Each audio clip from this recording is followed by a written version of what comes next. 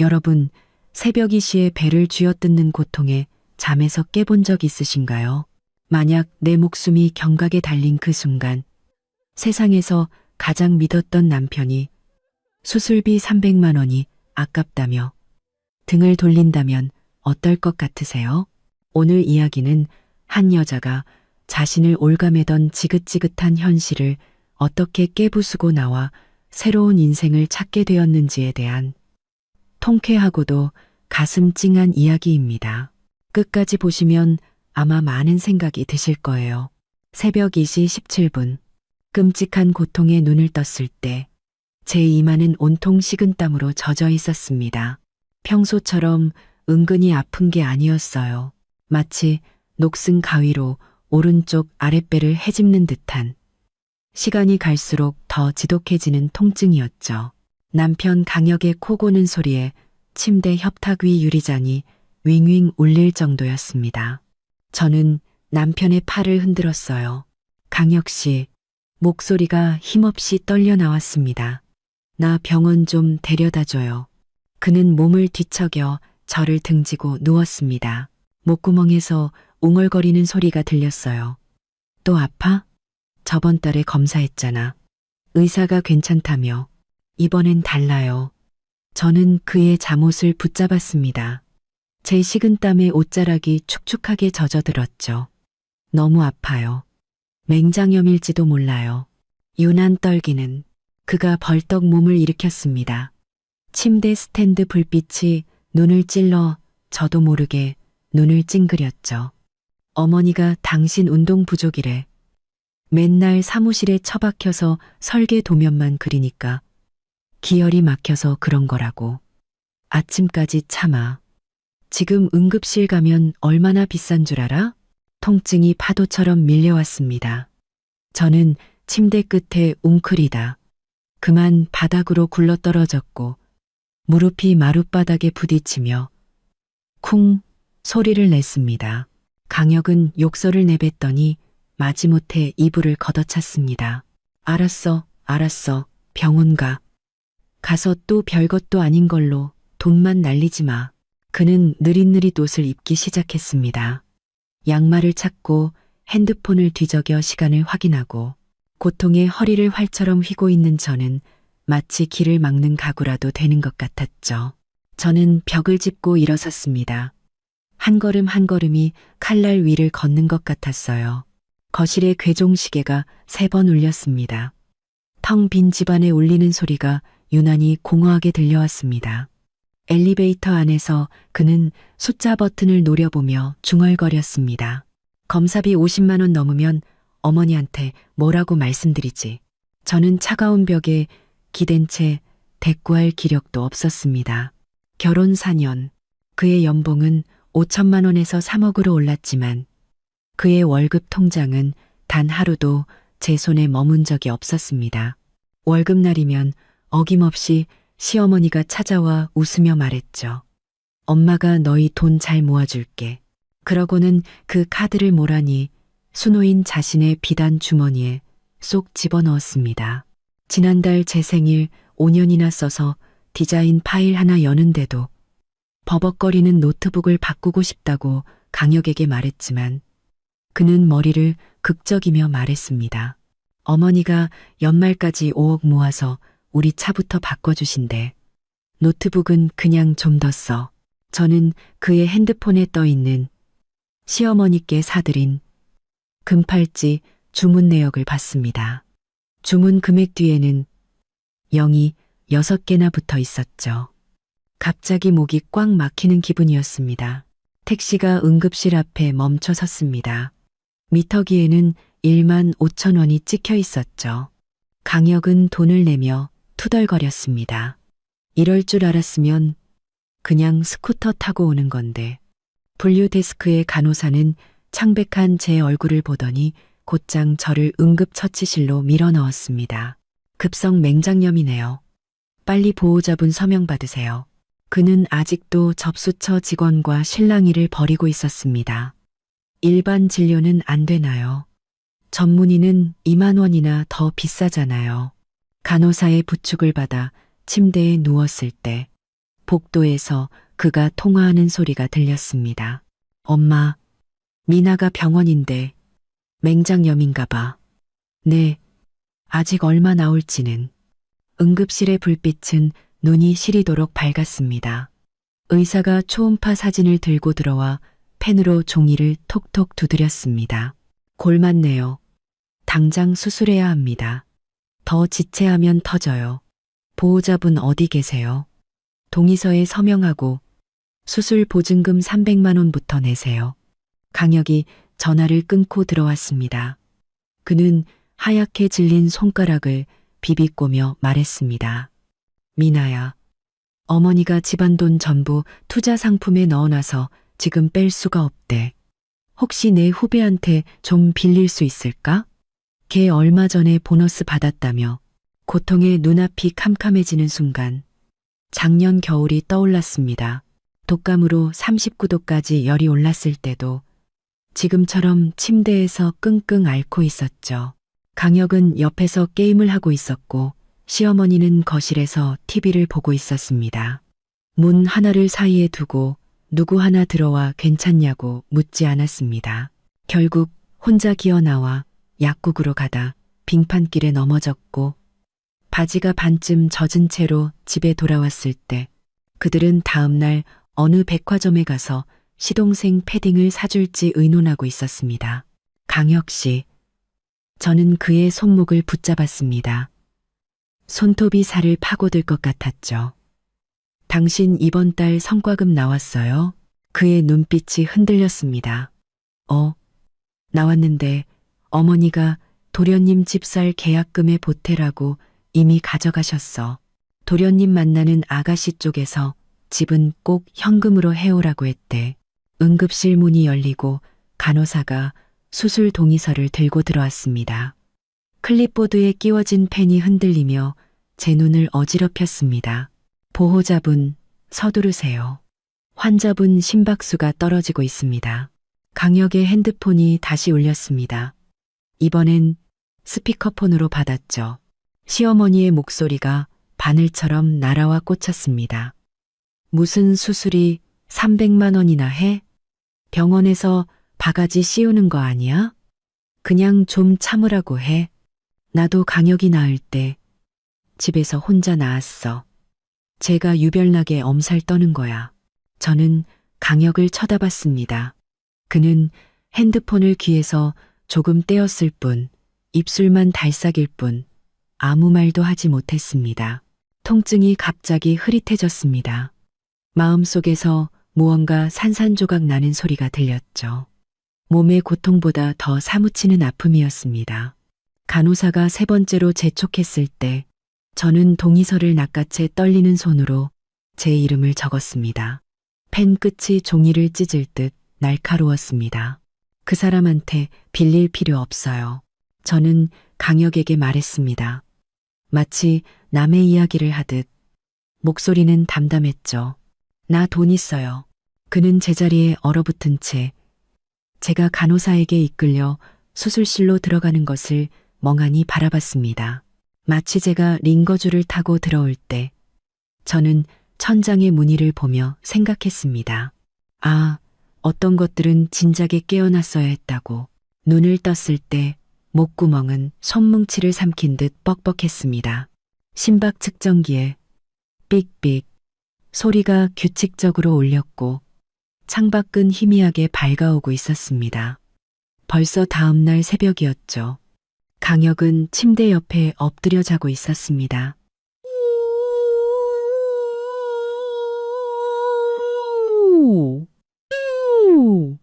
헝클어진 머리카락, 손에서 미끄러져 바닥에 떨어진 핸드폰. 화면은 아직 꺼지지 않은 채 시어머니와의 대화창을 비추고 있었습니다. 저는 손을 뻗어 핸드폰을 주우려다 복부에 상처가 당겨와 저도 모르게 신음했습니다. 그 소리에 그가 벌떡 깨어났습니다. 눈은 온통 붉은 핏줄로 가득했죠. 깼어? 물 좀 줄까? 저는 고개를 저으며 그가 황급히 핸드폰을 주어 화면을 끄는 모습을 지켜봤습니다. 어머니는요? 제 목소리는 거칠게 갈라져 나왔습니다. 너 먹을 죽 써주신다고 집에 가셨어. 그는 따뜻한 물을 따라 솜에 적셔 제 입술을 닦아주었습니다. 수술은 잘 됐대. 회복만 잘하면 일주일 안에 퇴원할 수 있대. 돈은요? 냈어요? 그의 손길이 멈칫했습니다. 물에 젖은 솜이 입가에 긴 자국을 남겼죠. 냈어. 회사 동료한테 빌렸어. 어떤 동료요? 박 대리? 아니면 이 과장? 그 사람들 저번 주에 당신한테 돈 빌려갔잖아요. 그는 제 시선을 피하며 머리맡에 링거줄을 정리했습니다. 뭘 그렇게 캐물어. 어쨌든 냈으면 됐지. 병실 문이 열리고 시어머니가 보온병을 들고 들어왔습니다. 마트 행사 증정품이라고 쓰인 낡은 보온병이었죠. 깼네. 그녀는 보온병을 탁자 위에 쾅 소리가 나게 내려놓았습니다. 거봐. 내가 별일 아닐 거라고 했지.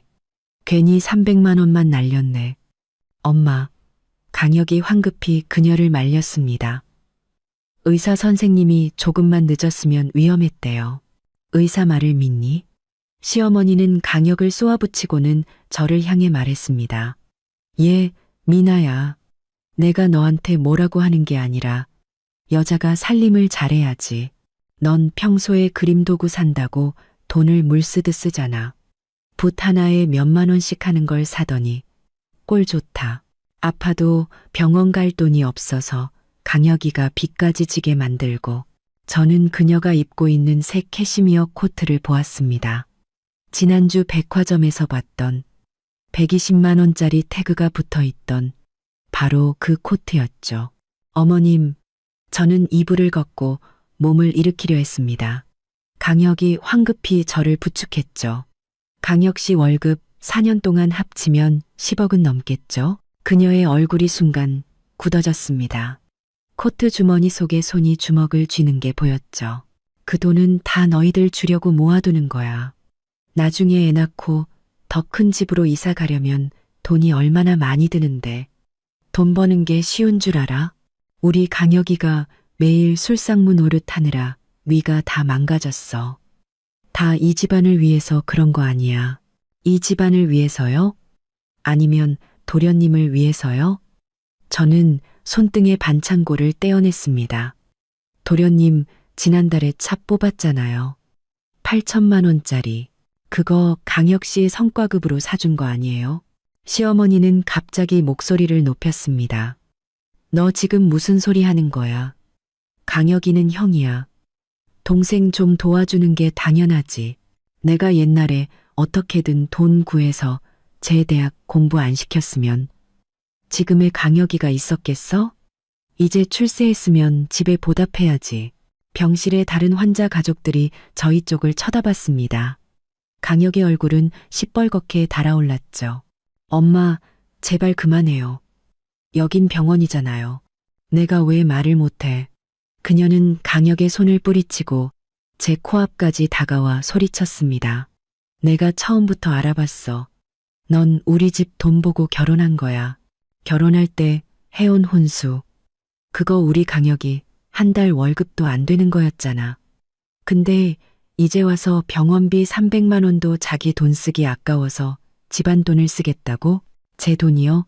저는 실소를 터뜨렸습니다. 상처가 울려 얼굴을 찡그렸죠. 제 디자인 용역비 매달 꼬박꼬박 강혁 씨 통장으로 들어갔어요. 4년 합치면 그것도 2억은 될 텐데. 그 돈도 어머님이 잘 모아주고 계신 거 아니었어요? 그녀의 눈빛이 순간 흔들리더니 이내 목에 핏대를 세웠습니다. 그건 너희 부부 공동 재산이잖아. 내가 대신 관리해주는 게 뭐가 어때서. 네가 흥청망청 쓰는 것보다야 낫지. 간호사가 링거를 들고 들어오며 미간을 찌푸렸습니다. 보호자분 조용히 좀 해주세요. 다른 환자분들 쉬셔야죠. 시어머니는 마지못해 입을 다물었지만 간호사가 돌아서는 틈을 타 제 귓가에 속삭였습니다. 똑똑히 들어. 그 300만 원 반드시 갚아내. 우리 강혁이 돈은 단 1원도 너처럼 애도 못 낳는 암탉한테 쓸 수 없으니까. 그 말은 얼음 송곳이 되어 심장에 박혔습니다. 결혼 2년 차에 임신을 한 적이 있었습니다. 유산기가 있어 의사는 절대 안정을 취하라고 했죠. 그때 시어머니는 집안일이 바쁘다며 저보고 알아서 챙기라고 했습니다. 어느 날 쓰레기를 버리러 내려가다 계단에서 굴렀고 피가 치마를 붉게 물들였습니다. 강혁은 지방 출장 중이었죠. 제 전화를 받은 시어머니는 알겠다고만 하고는 다음 날 점심때가 되어서야 병원에 나타났습니다. 시동생에게 사줄 새 게임기를 손에 들고서 말이죠. 엄마, 강혁이 마침내 입을 열었습니다. 그의 목소리는 지쳐 있었죠. 미나, 이제 막 수술 끝났잖아요. 제발 그만 좀 하세요. 내가 그만해.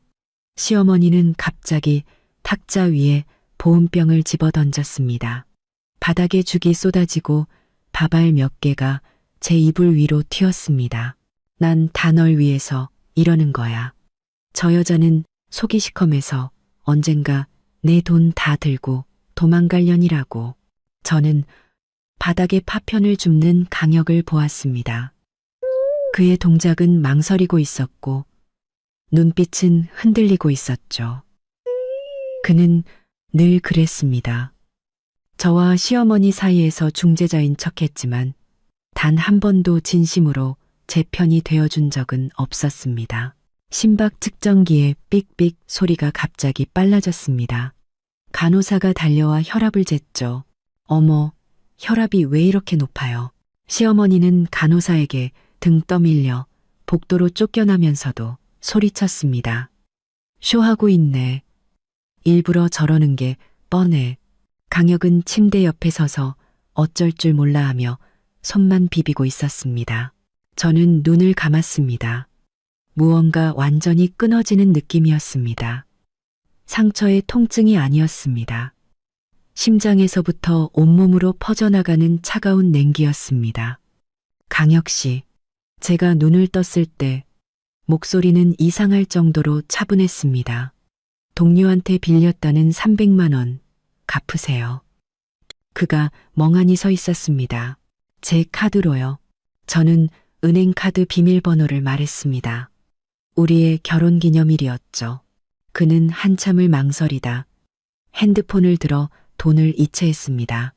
그가 핸드폰을 조작하는 동안 저는 점점 밝아오는 창밖을 보았습니다. 서울 시내 중심가에 있는 우리의 신혼집. 그 집은 저희 부모님이 평생 모은 돈으로 제게 사주신 것이었습니다. 등기 부등본에는 오직 제 이름만 올라 있었죠. 인테리어를 할 때 저는 직접 현장을 지키며 바닥 난방을 깔고 가구를 골랐습니다. 심지어 문고리 하나를 고르는데도 석 달이 걸렸죠. 그때 강혁은 저를 끌어안고 말했습니다. 정말 좋다. 여기가 우리 집이야. 이제야 깨달았습니다. 어떤 집은 처음부터 내 것이 아니었다는 것을. 강혁이 이체를 끝내고 성공 화면을 보여주었습니다. 저는 받지 않고 말했습니다. 어머니 좀 오시라고 하세요. 드릴 말씀이 있어요. 방금 화나서 가셨는데 오시라고 하세요. 제 목소리는 나지막했지만 거부할 수 없는 단호함이 섞여 있었습니다. 그는 핸드폰을 들고 병실을 나갔습니다. 그의 뒷모습은 복도 끝에서 희미한 점으로 사라졌습니다. 저는 베개 밑에 숨겨두었던 다른 핸드폰을 꺼냈습니다. 강혁에게는 비밀로 했던 제 비상용 핸드폰이었죠. 주소록을 열어 부동산 중개인의 번호를 찾았습니다. 통화 버튼 위에 손가락을 올려놓고 한참을 망설였습니다. 하지만 마음속에서는 이미 답이 정해져 있었습니다. 시어머니가 간호사에게 등 떠밀려 복도로 쫓겨난 뒤에도 문틈으로 욕설이 섞인 고함이 새어 들어왔습니다. 강혁은 바닥에 엎드려 보온병 조각을 줍고 있었습니다. 바닥에 흥건하게 퍼진 죽은 끈적끈적한 게 마치 추악한 흉터처럼 보였습니다. 너무 마음에 담아두지 마. 그는 쓰레기통에 파편을 버리며 솜을 먹은 듯 답답한 목소리로 말했습니다. 우리 엄마 원래 성격이 급해서 그래. 아기는 없어. 아기가 없다고요? 저는 산소 호흡기를 벗어 던졌습니다. 목구멍이 불타는 것 같았죠. 방금 뭐라고 하셨어요? 당신도 들었잖아요. 애도 못 낳는 암탉이라고요. 강혁 씨, 우리 결혼 4년이에요. 내가 유산했던 그날 도련님 이사 도와주라고 당신을 등 떠민 사람이 누구였죠? 그의 등이 멈칫했습니다. 저를 등진 채 그의 어깨가 미세하게 떨리고 있었죠. 그때는 바빴잖아. 어머니가 동생 결혼이 더 큰일이라고. 당신은 병원에 간호사도 있으니까. 그래서 난 혼자 병상에 누워서 피가 시트를 적시는 걸 보고만 있는 게 당연했다는 거군요. 갑자기 눈물이 터져 나왔습니다. 아파서가 아니었습니다. 가슴에 응어리졌던 분노가 마침내 터져 나온 것이었죠. 병실 문이 다시 열렸습니다. 이번에 시어머니는 손에 비닐봉지를 들고 있었습니다. 안에는 빵 2개가 들어 있었는데 군데군데 곰팡이가 피어 있었죠. 아침밥. 그녀는 봉지를 탁자 위에 던지듯 내려놓았습니다. 집에 남은 거 데워왔으니 먹어. 그리고 강혁을 향해 말했죠. 너, 나 좀 보자. 강혁은 저를 한번 쳐다보더니 마지못해 따라 나갔습니다. 복도에서 그들의 목소리는 낮게 깔렸지만 저는 똑똑히 들을 수 있었습니다. 빨리 퇴원시키라고 해. 하루 입원비가 얼만데 그 300만 원은 꼭 받아내야 한다. 제 디자인 용역비 곧 들어온다며? 들어오자마자 내 통장으로 바로 보내라고 해. 속이 울렁거렸습니다. 저는 벽을 짚고 화장실로 향했습니다. 막 일어서자마자 복도를 지나던 간호사가 저를 막아섰습니다. 산모님, 막 수술하셨잖아요. 움직이시면 안 돼요. 괜찮아요. 간호사의 손을 뿌리치는 제 손끝은 사시나무처럼 떨리고 있었습니다. 거울 속의 제 모습은 끔찍했습니다. 창백한 얼굴, 바싹 마른 입술, 퀭하게 들어간 눈. 결혼 전 저는 설계사무소의 에이스였습니다. 상이란 상은 모조리 휩쓸었죠. 그때 강혁은 늘 말했습니다. 미나야, 내 눈은 별처럼 빛나. 지금 그 빛은 아마 지난 4년간의 결혼 생활에 닳아 없어진 지 오래일 겁니다. 병실로 돌아오니 강혁이 침대 옆에 앉아 사과를 깎고 있었습니다. 껍질은 울퉁불퉁하게 깎여 몇 번이나 끊어졌죠. 엄마가 그러는데 그는 사과를 제게 내밀었습니다.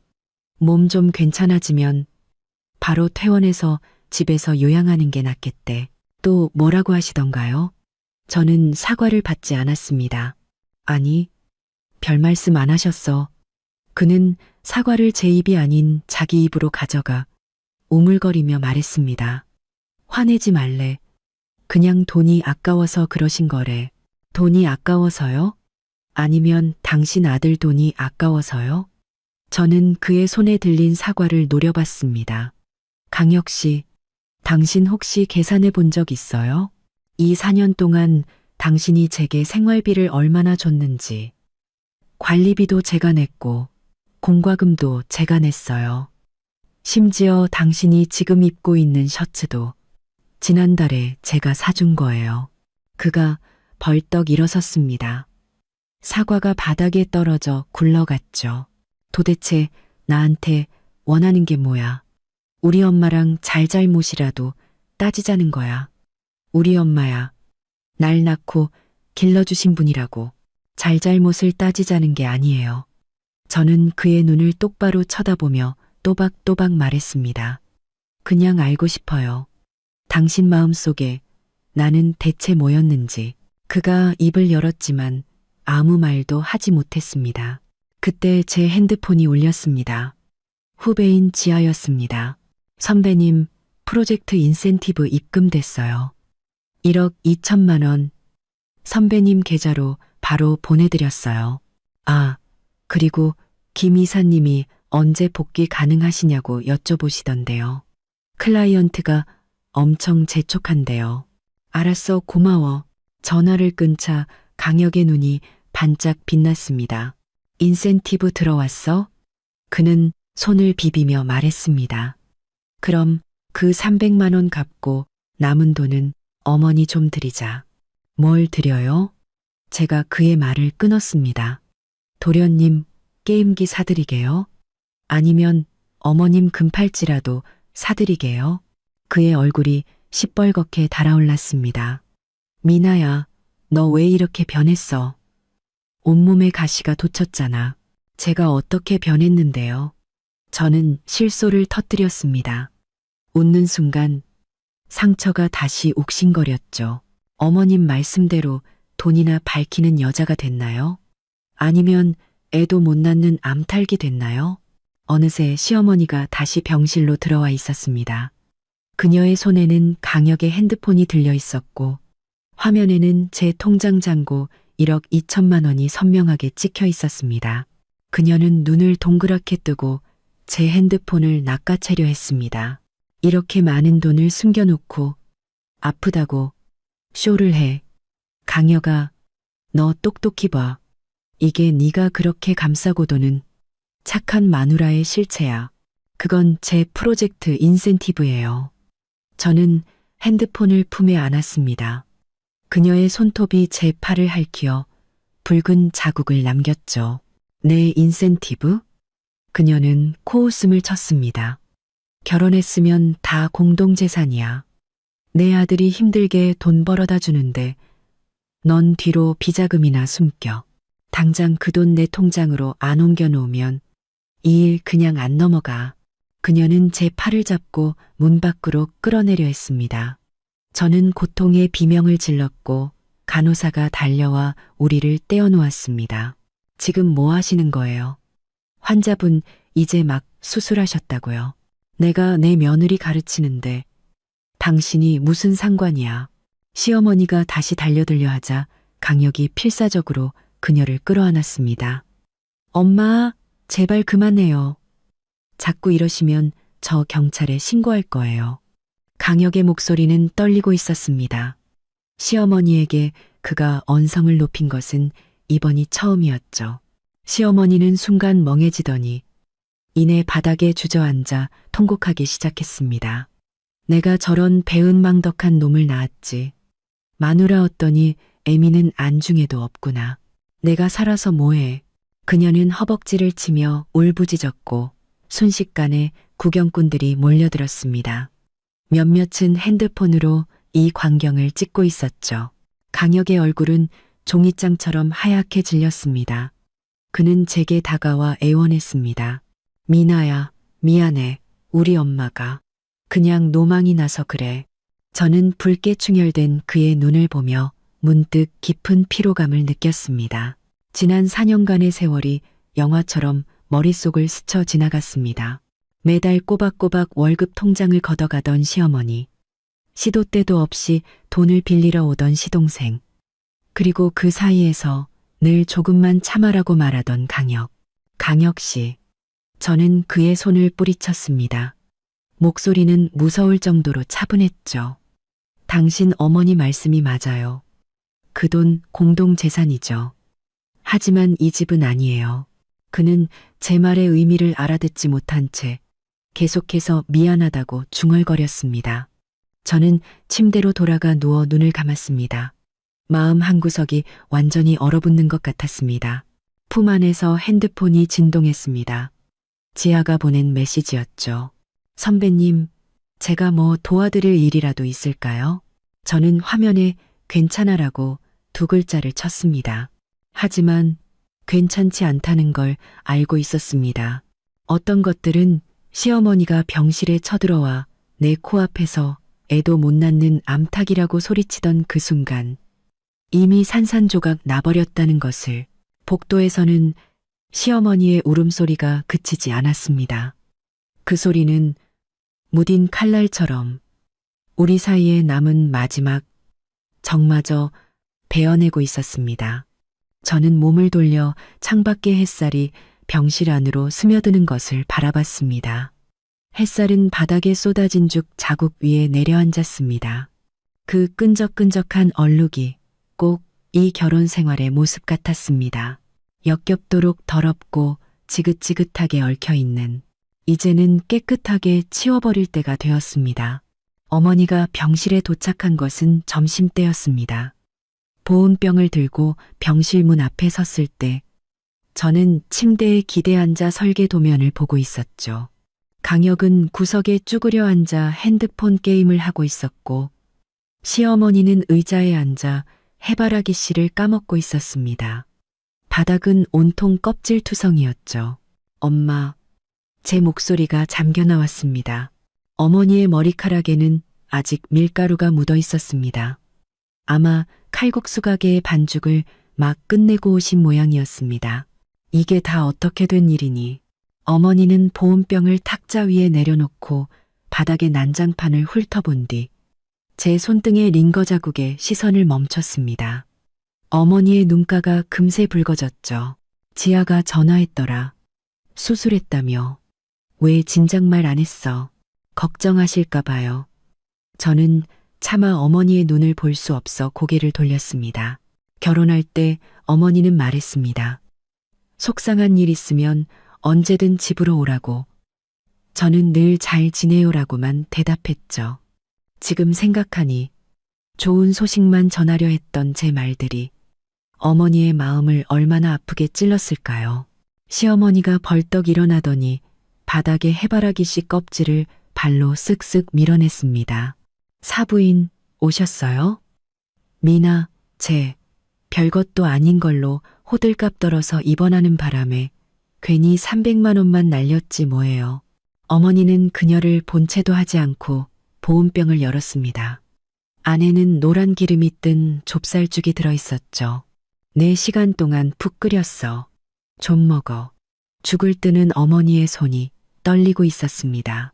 그때서야 저는 어머니의 손톱 밑에 아직 밀가루 반죽이 끼어 있는 것을 보았습니다. 지아가 그러는데 돈이 부족했다며. 어머니는 숟가락을 건네며 나지막이 말했습니다. 카드 가져왔으니까 입원비부터 내. 아니에요, 엄마. 저는 어머니의 손을 밀어냈습니다.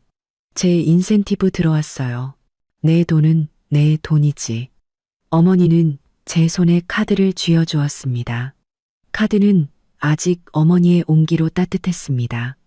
병원비는 남편 돈으로 내는 게 당연한 거야. 강혁이는 뭐하고? 가서 돈 내라고 해. 강혁은 고개도 들지 않은 채 중얼거렸습니다. 저 돈이 부족해서. 자네 연봉이 얼만데. 어머니는 죽 그릇을 내려놓으며 목소리를 높였습니다.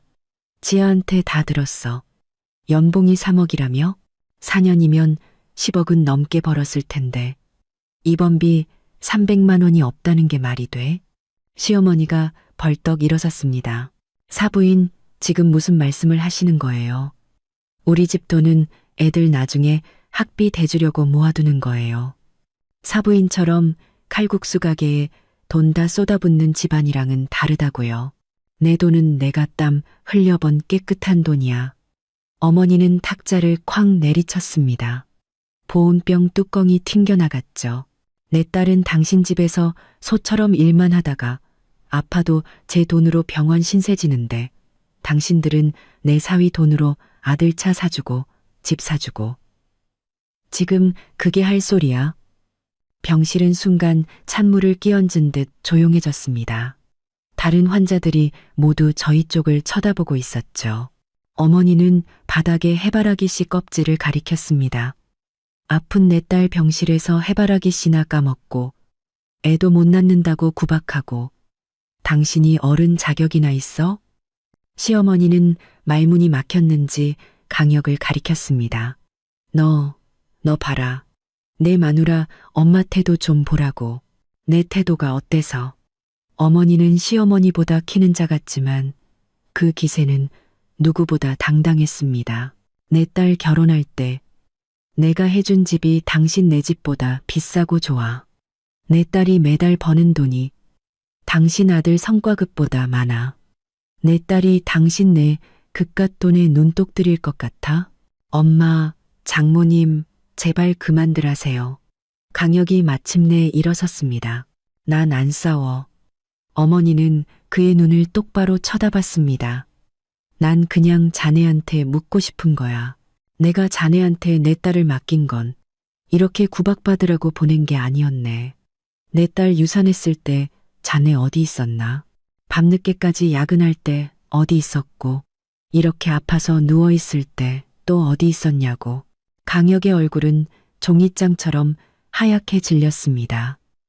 그는 뒷걸음질 치다 링거대에 부딪혔고 쨍그랑 소리가 났습니다. 저는 그게 바빠서. 바빠? 내 엄마 돈 심부름 하느라 바빴겠지. 내 동생 종노릇 하느라 바빴고. 어머니의 목소리가 심하게 떨렸습니다. 강혁, 자네가 남자라면 책임감이 뭔지는 알아야 할 거 아니야. 시어머니가 갑자기 달려들어 어머니의 머리채를 잡으려 했습니다. 어머니는 그녀를 가볍게 밀쳤고 시어머니는 비틀거리다 벽에 부딪혔습니다. 네가 감히 날 쳐? 그녀는 비명을 지르며 다시 달려들려 했습니다. 어디 한번 건드려봐. 어머니는 제 침대 앞을 막아서며 마치 병아리를 지키는 어미닭처럼 소리쳤습니다. 내 딸한테 무슨 일이라도 생기면 내가 당신 내 집구석 풍비박산 내버릴 테니까. 간호사와 보안요원이 달려와 그들을 떼어놓았습니다. 싸우시려면 나가서 싸우세요. 계속 이러시면 경찰 부르겠습니다. 시어머니는 강혁에게 끌려나가면서도 소리쳤습니다. 우리 집 일에 참견마. 당신 딸은 그냥 애도 못 낳는 불량품이야. 어머니의 어깨는 떨리고 있었지만 입술을 꽉 깨물고 눈물을 참아냈습니다. 어머니는 자리에 앉아 제게 죽을 떠먹여 주었습니다. 거친 손끝에 굳은 살이 제 뺨에 스쳐 아팠습니다. 바보 같은 것. 어머니의 목소리는 아주 작았습니다. 그렇게 속상한 일이 많았는데 왜 진작 말 안 했어? 저는 참으면 되는 줄 알았어요. 마침내 눈물이 터져 나왔습니다. 참으면 언젠가는 알아줄 줄 알았어요. 뭘 알아줘? 어머니는 제 눈물을 닦아주었습니다. 돌멩이를 끌어안고 있다고 그게 따뜻해지니? 짐승한테 정을 준다고 그게 사람이 되냐고. 4년이면 충분하잖아. 저는 어머니의 귀밑머리에 희끗희끗 돋아난 흰머리를 보았습니다. 어릴 적 제가 열이 펄펄 끓었을 때 어머니는 저를 업고 병원까지 1시간을 넘게 걸었습니다. 신발굽이 부러진 줄도 모르고 말이죠. 그때 어머니는 말했습니다. 엄마가 우리 딸 끝까지 지켜줄게. 지금 그 말은 그때처럼 제 가슴을 뜨겁게 울렸습니다. 엄마, 저는 어머니의 손을 잡았습니다. 저 결심했어요. 그래, 잘 생각했다. 어머니는 제 손등을 토닥였습니다. 네가 어떤 결정을 하든 엄마는 무조건 내 편이야. 집도 내 거고 돈도 내 거야. 네 마음대로 해. 오후에 어머니는 입원비를 내고 돌아왔습니다. 손에는 영수증과 함께 강혁의 월급 통장 거래 내역서가 들려 있었죠. 매달 5일에 꼬박꼬박 내 시어머니 통장으로 돈이 빠져나갔더구나. 지난달에는 8천만 원이 이체됐는데 내역에 작은 아들 집 계약금이라고 찍혀 있더라. 거래 내역서의 숫자들이 눈을 아프게 찔렀습니다. 저는 핸드폰을 들어 부동산 중개인의 번호를 눌렀습니다. 이번에는 망설이지 않았습니다. 네, 김 부장님. 저번에 내놓았던 아파트 최대한 빨리 계약 진행할 수 있을까요? 현금으로 하시면 가격은 좀 조정해 드릴 수 있어요. 어머니는 옆에서 아무 말 없이 그저 제 손을 꼭 잡아주었습니다. 창문으로 들어온 햇살이 우리의 맞잡은 손 위로 따스하게 내려앉았습니다. 어릴 적 어머니가 제 손을 녹여주던 그 온기처럼 따뜻했습니다. 저는 알 수 있었습니다. 이 순간부터 모든 것이 달라질 것이라는 것을. 부동산 중개인에게 전화를 끊었을 때 핸드폰은 여전히 뜨거웠습니다. 어머니는 깎아놓은 사과를 접시에 담아 제게 건넸습니다. 정말 괜찮겠니? 네. 저는 사과 한 조각을 집어 베어 물었습니다. 아삭 소리가 경쾌하게 울렸죠. 그 집 어차피 처음부터 제 거였어요. 더 붙들고 있을 이유가 없어요. 후회 안 할 자신 있고 어머니의 눈에는 걱정과 함께 한편으로는 후련함이 담겨 있었습니다. 그 집 사려고 반년은 발품 팔았잖아. 인테리어 할 땐 매일같이 공사판에 출근 도장 찍고 문고리 하나도 내 손으로 직접 고른 건데 어떻게 잊을 수 있을까요? 그 집을 살 때 저는 막 디자인 공모전에서 대상을 받았습니다. 상금에 부모님이 보태주신 돈을 합쳐 겨우 전액을 마련했죠. 계약서에 서명할 때 강혁은 머리를 극적이며 말했습니다. 당신 이름으로 하는 게 좋겠어. 나중에 복잡한 일 생기면 안 되니까.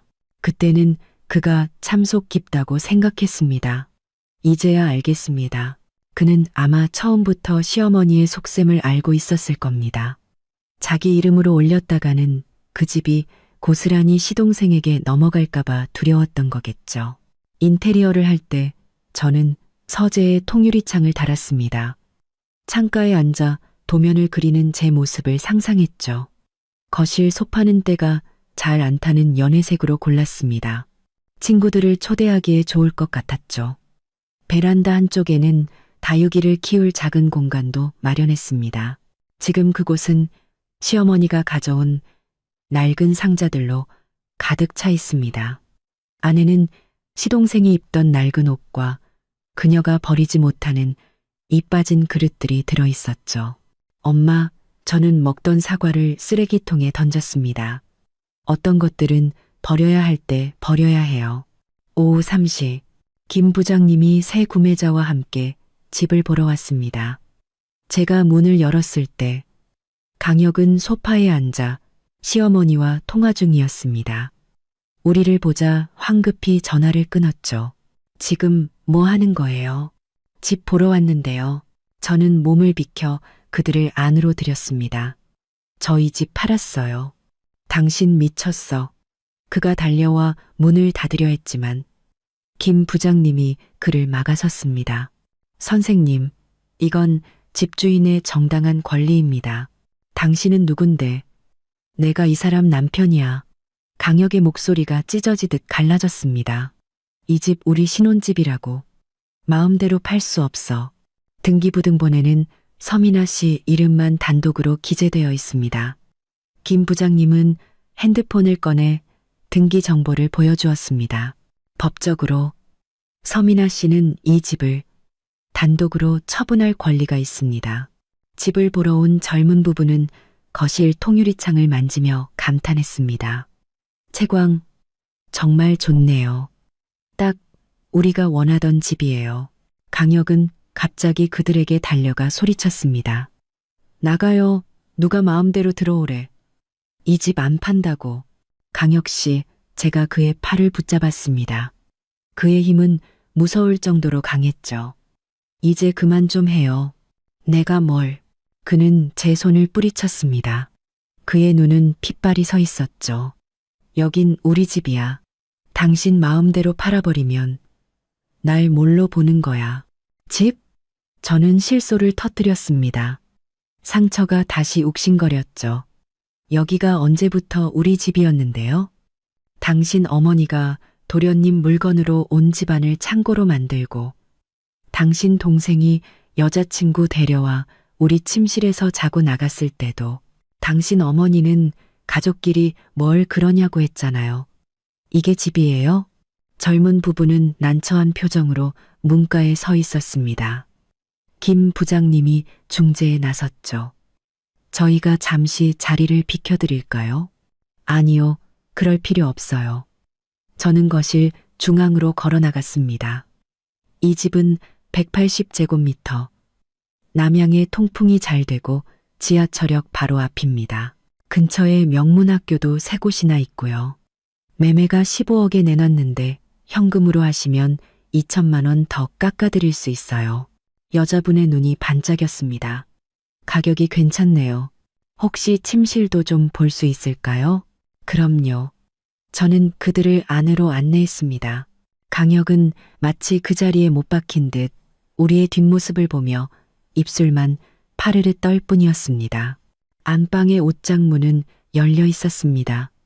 안에는 제 원피스와 강혁의 양복, 그리고 시어머니가 쑤셔 넣은 낡은 속옷이 뒤섞여 있었죠. 구매자는 창가를 가리키며 말했습니다. 여기는 작은 책상을 둬도 좋겠네요. 원래 책상 자리였어요. 저는 벽에 콘센트를 가리켰습니다.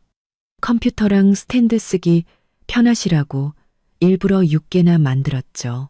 집을 다 둘러본 후 구매자 부부는 복도에서 김 부장님과 가격을 협상하기 시작했습니다. 강혁이 갑자기 제 손목을 붙잡았습니다. 미나야, 제발 그만해. 내가 잘못했어. 내일 당장 월급 통장 찾아올게. 앞으로 집안 돈은 다 당신이 관리해. 응? 늦었어요. 저는 그의 손을 뿌리쳤습니다. 손목에는 붉은 자국이 선명했죠. 강혁 씨, 이건 돈 문제가 아니에요. 그럼 뭔데? 그가 제 어깨를 잡았습니다. 저를 으스러뜨릴 듯한 힘이었습니다. 우리 엄마 때문이야? 엄마한테 사과하라고 할게. 집에서 나가시라고 하면 되잖아. 응? 아니요. 저는 그의 눈을 보며 말했습니다. 그냥 내가 지쳤어요. 지난 4년 동안 나는 바보같이 참으면 모든 게 해결될 줄 알았어요. 당신이 당신 돈을 어머니께 드리는 걸 보고, 당신 동생이 내 인센티브로 산 차를 타고 다니는 걸 보고, 당신 어머니가 내 앞에서 기세등등하게 구는 걸 보면서 나 너무 지쳤다고요. 그가 갑자기 무릎을 꿇었습니다. 제 다리를 붙잡고 눈물을 뚝뚝 흘렸죠. 미나야, 제발 한 번만 더 기회를 줘. 마지막이야. 앞으로 정말 당신 말만 들을게. 어머니 문제도 내가 해결하고 동생이 돈 달라고 해도 절대 안 줄게. 제발. 복도에서 발소리가 들렸습니다.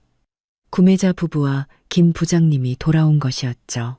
여자분은 무릎 꿇고 있는 강혁을 보고는 남편의 소매를 잡아당기며 속삭였습니다. 여보, 우리 그냥 다른 집 알아볼까요? 아니요. 그럴 필요 없습니다. 저는 등기부등본을 꺼내 들었습니다. 전액 현금으로 14억 8천만 원. 지금 바로 계약서 쓸 수 있어요. 내일 바로 등기 이전 가능하고요. 선생님, 정말 시원시원하시네요. 김 부장님의 얼굴이 환해졌습니다. 제가 지금 바로 법무팀 부르겠습니다. 강혁이 벌떡 일어나 등기부등본을 낚아채려 했습니다. 안 돼. 이건 우리 신혼집이야. 아니, 내 신혼집이었죠. 저는 등기부등본을 머리 위로 들어 올렸습니다. 처음부터 끝까지 나 혼자만의 집. 어느새 시어머니가 들이닥쳤습니다. 아마 강혁이 부른 모양이었죠. 그녀는 집 안으로 뛰어들어오며 제 코앞에 손가락질했습니다. 이 배은망덕한 것. 우리 강씨 집안이 널 얼마나 잘해줬는데 집 팔아서 돈 들고 도망가려고 해? 강혁아, 인연의 본 모습을 똑똑히 봐. 엄마, 강혁이 소리쳤습니다. 그 소리는 무척이나 커서 모두를 놀라게 했죠. 제발 그만 좀 하세요. 시어머니는 아들이 자신에게 소리치는 것을 본 적이 없는 듯 멍해졌습니다. 너 전현 때문에 나한테 소리를 질러? 그녀는 가슴을 부여잡고 바닥으로 스르르 미끄러졌습니다. 내가 살아서 뭐해. 쇼하지 마세요. 저는 그녀의 눈을 똑바로 쳐다봤습니다. 정말 쓰러지실 거면 제 손에 들린 등기부등본부터 쳐다보시진 않았겠죠. 그녀의 몸짓이 멈칫했습니다. 그녀는 자리에서 벌떡 일어나 구매자 부부를 향해 소리쳤습니다. 사지 마요. 이 집, 재수 없는 집이야. 전현이 여기서 애까지 지웠다고. 구매자 부부의 얼굴이 굳어졌습니다. 그들은 김 부장님을 끌고 밖으로 나가려 했습니다. 저희는 그냥 가보겠습니다. 잠깐만요. 저는 그들을 불러 세우고 가방에서 유산 진단서를 꺼냈습니다. 네, 유산한 거 맞아요. 제가 유산으로 병원에 누워있던 날, 이분이 자기 아들한테 시동생 이사나 도우라고 등을 떠밀어서요. 혼자 병원에 누워있게 만들었죠. 이 집이 재수가 있는지 없는지는 두 분이 직접 판단하세요. 여자분은 진단서와 시어머니를 번갈아 보더니 갑자기 남편에게 말했습니다. 여보, 우리 이 집 사요. 김 부장님, 지금 바로 계약하죠. 시어머니는 비명을 지르며 달려들었지만 강혁에게 단단히 붙잡혔습니다. 저는 뒤틀린 그녀의 얼굴을 보며 문득 헛웃음이 나왔습니다. 지난 4년 저는 그녀의 비위를 맞추고 그녀가 상처받을까봐 늘 전전긍긍했습니다. 알고 보니 그럴 가치도 없는 사람이었습니다. 계약서에 서명하는 동안 강혁은 벽에 기댄 채 머리를 감싸 쥐고 있었습니다. 시어머니는 바닥에 주저앉아 내 팔자야를 반복하며 울고 있었죠. 창밖은 어느새 어두워졌습니다. 가로등 불빛이 통유리창을 통해 들어와 바닥에 긴 빗줄기를 만들었습니다. 처음 이 집에 이사 온 날이 생각났습니다. 그날도 이런 저녁이었죠. 강혁과 저는 바닥에 앉아 배달 음식을 먹으며 말했습니다. 앞으로 여기서 행복하게 살자. 이제 보니 어떤 뿌리는 처음부터 썩어 있었나 봅니다. 썩은 뿌리는 뽑아내는 게 맞았습니다. 마지막 서명을 끝내고 저는 김 부장님에게 열쇠를 건넸습니다.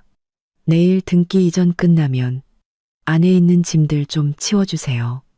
제 짐은 제가 따로 챙기겠습니다. 알겠습니다. 서 선생님, 축하드립니다. 아파트 단지를 빠져나오자 어머니가 입구에서 저를 기다리고 있었습니다. 손에는 제 외투가 들려 있었죠. 춥지? 어머니는 제 어깨에 외투를 덮어주었습니다. 호텔 예약해놨으니 일단 거기 가서 좀 쉬자. 밤바람은 차가웠지만 이상하게도 상쾌했습니다. 저는 불이 켜진 아파트 건물을 올려다봤습니다. 1802호의 창문은 어두웠습니다.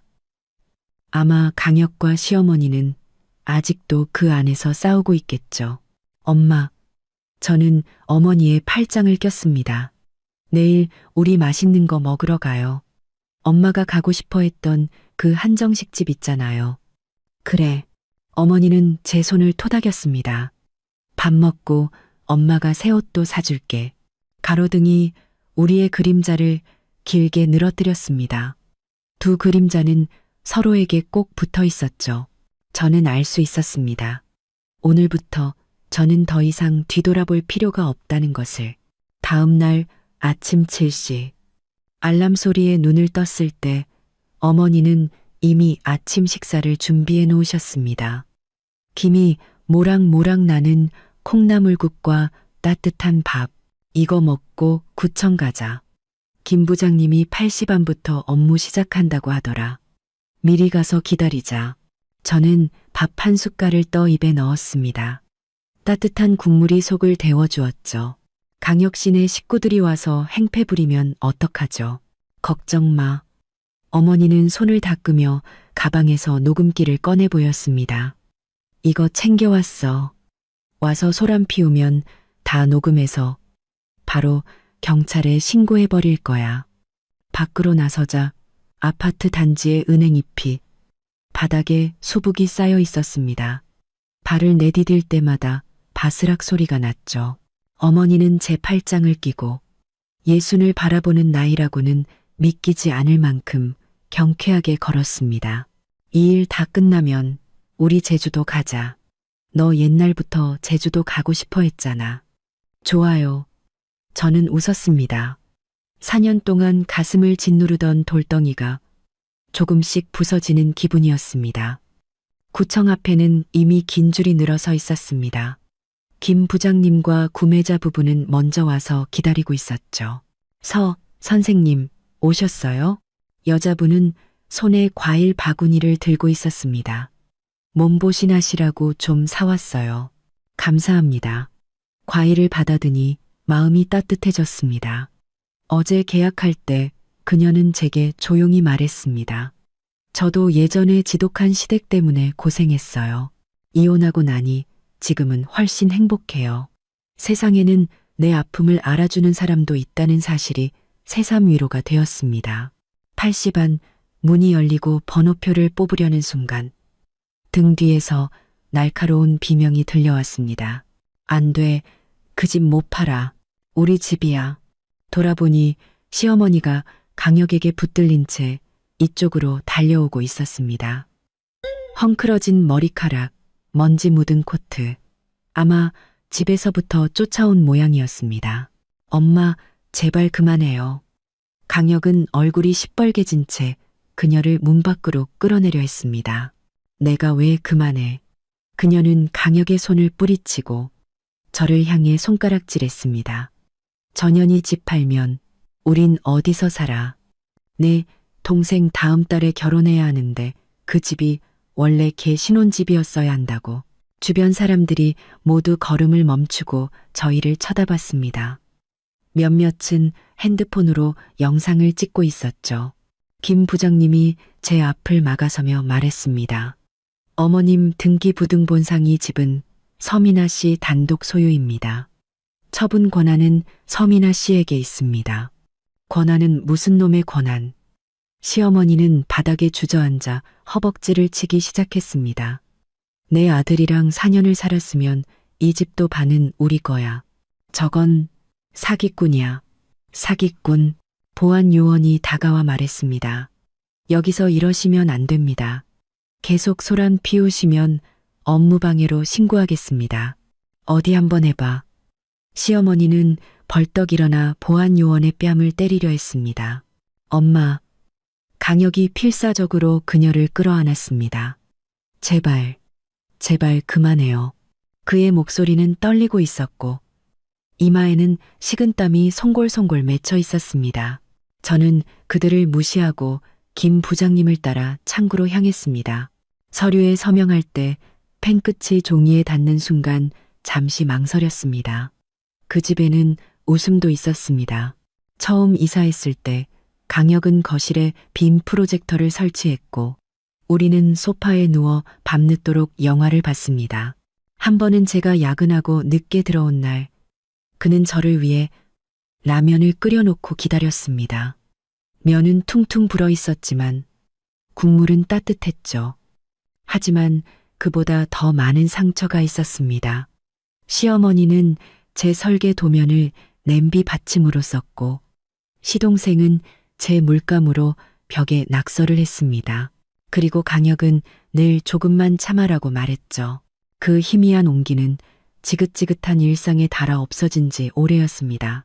서명을 마치자 직원은 새 등기 부등본을 구매자 부부에게 건넸습니다. 제 손에는 14억 8천만 원이 찍힌 이체 확인증이 들려 있었습니다. 구청을 나설 때 시어머니는 여전히 입구에서 소란을 피우고 있었습니다. 강혁은 옆에서 담배만 뻑뻑 피우고 있었죠. 바닥에는 담배꽁초가 수북했습니다. 우리가 나오자 시어머니는 미친 사람처럼 달려들었지만 보안 요원에게 가로막혔습니다. 내 돈 내놔. 그 집. 내 아들 돈으로 산 집이야. 어머님, 새 집주인이 된 여자분이 등기부등본을 들어보였습니다. 이제 이 집은 제 겁니다. 자꾸 이러시면 고소하겠습니다. 시어머니의 목소리가 순간 멎었습니다. 그녀는 등기부등본 위에 낯선 이름을 보며 입술만 파르르 떨 뿐이었죠.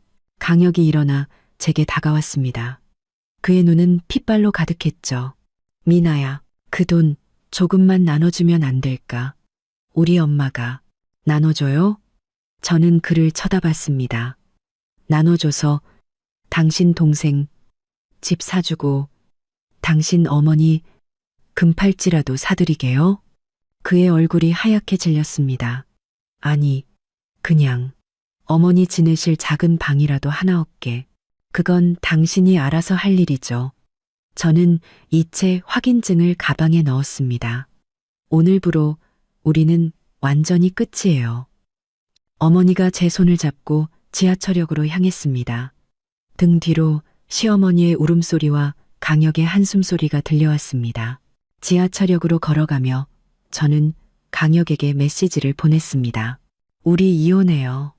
내일 오전 9시 구청 앞에서 봐요. 그리고 그의 번호를 차단했습니다. 은행을 지날 때 저는 현금 1천만 원을 뽑아 어머니께 드렸습니다. 엄마, 이걸로 가게 다시 인테리어 해요. 더 넓은 곳으로 옮기고요. 엄마 돈 있어.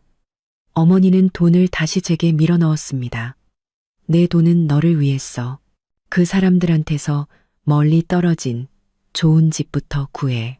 일단은 오피스텔 얻으려고요. 그러다가 이 프로젝트 끝나면 제주도로 갈 거예요. 그래, 좋아. 어머니가 웃었습니다. 눈가의 주름이 자글자글했죠. 엄마도 같이 갈게. 가게는 사촌 오빠한테 맡기면 되지. 지하철역의 바람은 세차게 불어와 머리카락을 흩날렸습니다. 저는 머리를 정돈하다 광고판에 걸린 제주도 풍경 사진을 보았습니다. 푸른 하늘과 흰 구름, 에메랄드빛 바다. 문득 지난 4년간의 서름이 아무것도 아닌 것처럼 느껴졌습니다. 적어도 제게는 다시 시작할 용기가 있었으니까요. 아파트 단지 입구에 도착했을 때 김 부장님에게서 전화가 왔습니다. 서 선생님, 방금 강혁 씨가 전화해서 좀 만나고 싶다고 하던데 제가 거절할까요? 아니요. 제가 말했습니다. 제 짐 다 뺄 때까지 기다리라고 전해주세요. 집으로 돌아와 짐을 싸는 날, 저는 이삿짐 센터 직원 2명과 후배 지아를 불렀습니다. 열쇠를 꽂고 문을 열었을 때 안에서는 시동생 강진이 제 그림 도구들을 바닥에 내동댕이 치고 있었습니다. 물감 튜브가 터져 파란색 물감이 연회색 소파 위로 튀었습니다. 형, 이딴 그림 쪼가리들 다 버려. 강혁은 바닥에 쭈그려 앉아 물감 튜브를 줍고 있었습니다. 버리지 마. 미나 물건이야. 시어머니는 소파에 앉아 해바라기 씨를 까먹으며 말했죠. 버려, 버려. 꼴도 보기 싫으니까. 지금 뭐 하는 거예요? 저는 달려가 그림 도구들을 품에 안았습니다. 끈적한 물감이 옷에 묻어났죠. 그건 돌아가신 아버지가 사주신 8년이나 써서 붓대가 닳아 반질반질해진 세상에서 가장 소중한 제 수채화 물감 세트였습니다. 내 물건? 강진이 목에 핏대를 세웠습니다. 이제 이 집은 내 신혼집이 될 건데 내 물건이 왜 여기 있어? 이 집 이미 팔렸어요. 저는 차갑게 말했습니다. 새 집주인이 오늘 오후에 올 거니까 당장 짐 빼세요. 팔렸다고? 그는 강혁을 돌아봤습니다. 형, 진짜 저 여자가 집 팔게 냅뒀어? 그럼 난 어디서 결혼하라고. 강혁은 아무 말 없이 어깨를 늘어뜨린 채 주저앉아 있었습니다. 시어머니가 벌떡 일어나 제게 말했습니다. 미나야, 아직 화난 거 알아. 그 집 다시 사오기만 하면 예전 일은 다 없던 걸로 해줄게. 강혁이 월급 통장도 너한테 맡기고. 어때? 늦었어요. 저는 여행 가방을 열고 옷을 담기 시작했습니다. 이런 미친. 강진이 달려들어 제 가방을 뺏으려 했지만 지아가 그를 막아섰습니다. 당신 뭐야? 비켜.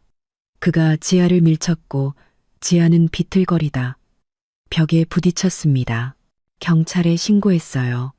지아는 핸드폰을 들어 통화 버튼을 보여주었습니다. 강진의 움직임이 멈칫했습니다. 시어머니가 황급히 그를 말렸죠. 저는 묵묵히 짐을 쌌습니다. 아버지가 남겨주신 만년필을 주머니 깊숙이 넣었습니다. 책장에 있던 디자인 트로피는 강진이 던져 바닥에 금이가 있었지만 조심스럽게 닦아 가방에 넣었죠. 미나야. 강혁이 마침내 입을 열었습니다. 그의 목소리는 모래가 섞인 듯 거칠었죠. 우리 정말 돌이킬 수 없는 거야. 저는 그를 보지 않고 마지막 도면집을 가방에 넣으며 말했습니다. 강혁 씨, 내가 당신한테 제일 실망한 게 뭔지 알아요? 당신이 돈을 어머니께 드려서도 아니고 동생을 감싸서도 아니에요. 당신은 늘 기다리기만 했어요. 내가 참지 못할 때까지, 일이 커질 때까지, 다른 사람이 당신 대신 결정을 내려줄 때까지. 나는 네가 내 사정을 이해해 줄 거라고 생각했어. 당신 사정은 당신이 선택한 거예요. 저는 여행 가방에 지퍼를 올렸습니다. 내가 유산했을 때, 동생 이사를 도우러 갔을 때부터 당신 어머니가 내 인센티브를 강진에게 주는 걸 보고만 있었을 때부터, 내가 아파서 입원했을 때 돈이 없다고 말했을 때부터 당신은 이미 알고 있었어야 해요. 우리는 돌이킬 수 없다는 걸. 시어머니가 갑자기 달려들어 제 다리를 붙잡고 울부짖었습니다. 미나야, 내가 잘못했다. 제발 우리 좀 살려줘. 강진이 여자친구가 임신했단 말이야. 결혼할 집 없으면 애 지운다고 협박하는데 제발. 그건 두 분이 알아서 할 일이죠. 저는 그녀의 손을 뿌리쳤습니다. 그때 새 집주인 부부와 김 부장님이 도착했습니다. 이게 다 무슨 소란입니까? 남편분이 바닥에 난장판을 보며 미간을 찌푸렸습니다. 시어머니는 상황이 불리해지자 갑자기 부엌으로 달려가 식칼을 자신의 목에 겨눴습니다. 누구든 날 여기서 내쫓으려면 내 시체부터 치우고 가. 모두가 경악했습니다. 죽으세요. 저는 그녀의 눈을 똑바로 쳐다보며 말했습니다. 목소리는 무서울 정도로 차분했죠. 정말 죽을 용기가 있었다면 칼로 사람들을 협박하지는 않았겠죠. 내가 당신의 그런 쇼에 마음이 약해질 거라고 생각했다면 오산이에요. 난 당신이 얼마나 이기적인 사람인지 진작에 알았으니까. 그녀의 얼굴이 새하얗게 질렸습니다. 손에서 힘이 빠지며 식칼이 쨍그랑 소리를 내며 바닥에 떨어졌습니다. 미나야. 강혁이 그녀를 부축하며 저를 보았습니다. 그의 눈에는 처음으로 두려움이 서려 있었죠. 너 어떻게 사람이 그렇게 변했어? 당신들이 날 이렇게 만들었잖아요. 저는 여행 가방을 끌고 새 집주인에게 사과했습니다. 문을 나서려는데 강진이 소리쳤습니다. 야, 내 돈은 집 한 돈, 거기 우리 형 돈도 있잖아. 저는 그를 돌아보며 실소했습니다. 내 형 4년치 월급이면 너 같은 놈 집 두 채는 사주고도 남았겠다. 아직도 부족해? 미나야, 강혁이 저를 보았습니다.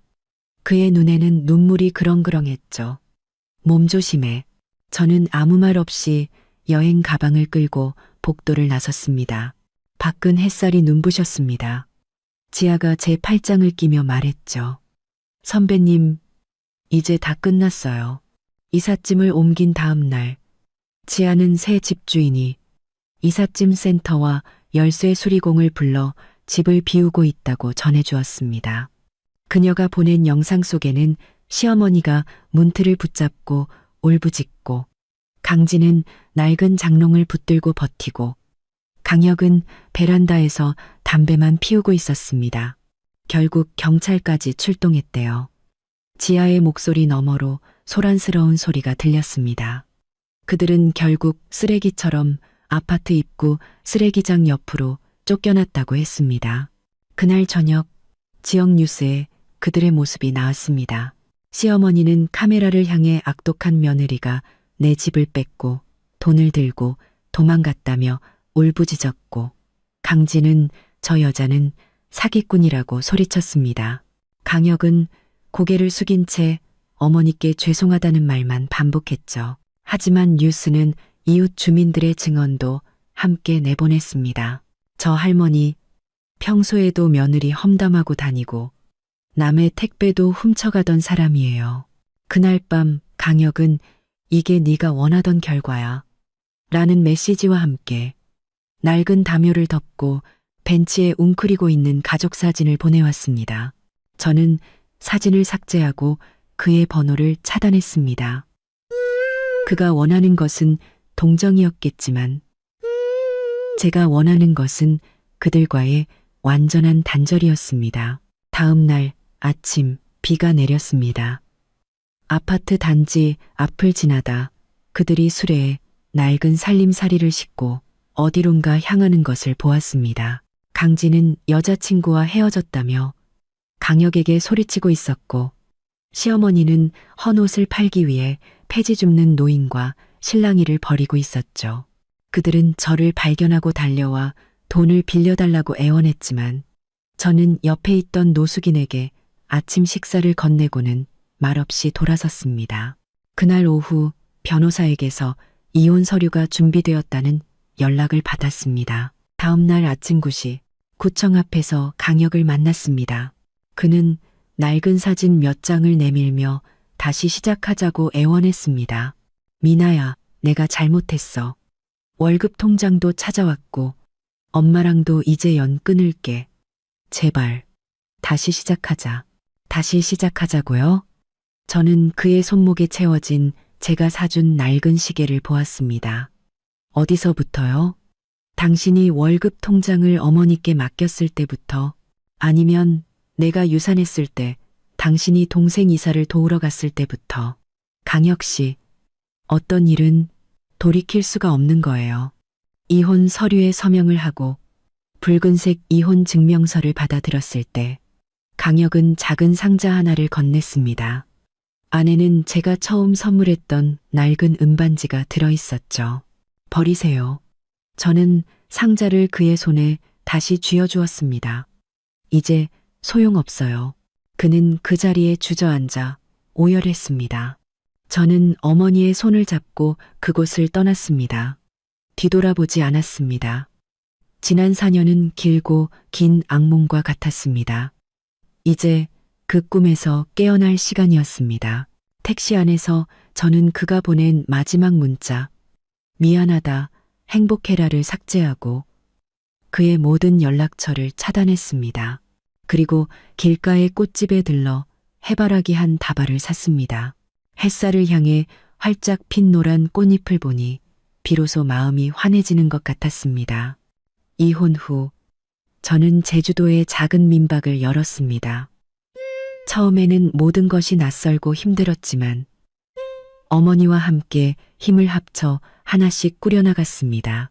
봄에는 마당에 꽃을 심고 여름에는 손님들과 함께 바비큐 파티를 열고 가을에는 귤을 따고 겨울에는 벽난로 앞에 모여 앉아 이야기를 나눴습니다. 시간이 흘러 민박은 어느새 입소문이 나기 시작했습니다. 사람들은 이곳의 따뜻한 분위기와 제 진심이 담긴 디자인을 좋아해 주었죠. 어느 겨울밤 눈이 펑펑 내렸습니다. 손님들과 함께 벽난로 앞에서 군고구마를 구워 먹고 있을 때 낯선 번호로 전화가 걸려왔습니다. 강혁이었습니다. 그의 목소리는 모래가 섞인 듯 거칠고 지쳐 있었죠. 미나야, 어머니 돌아가셨어. 어젯밤에 그의 목소리는 떨리고 있었습니다. 가시기 전에 너한테 꼭 미안하다고 전해달라고 하셨어. 저는 아무 말도 할 수 없었습니다. 창밖의 눈은 소리 없이 쌓여가고 있었죠.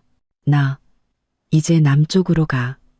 강진이가 남긴 빚 천천히 갚으면서 살려고. 이제 다시는 연락 안 할게. 전화를 끊고 저는 벽난로 불꽃을 바라봤습니다. 오래전 결혼사진을 태웠던 바로 그 자리였죠. 그때와는 다른 복잡한 감정이 밀려왔습니다. 며칠 후 그의 사촌 동생에게서 연락이 왔습니다. 강혁이 남쪽 지방의 작은 공장에서 일하고 있으며 제가 선물했던 낡은 만년필을 수리해 제게 보내왔다고 했습니다.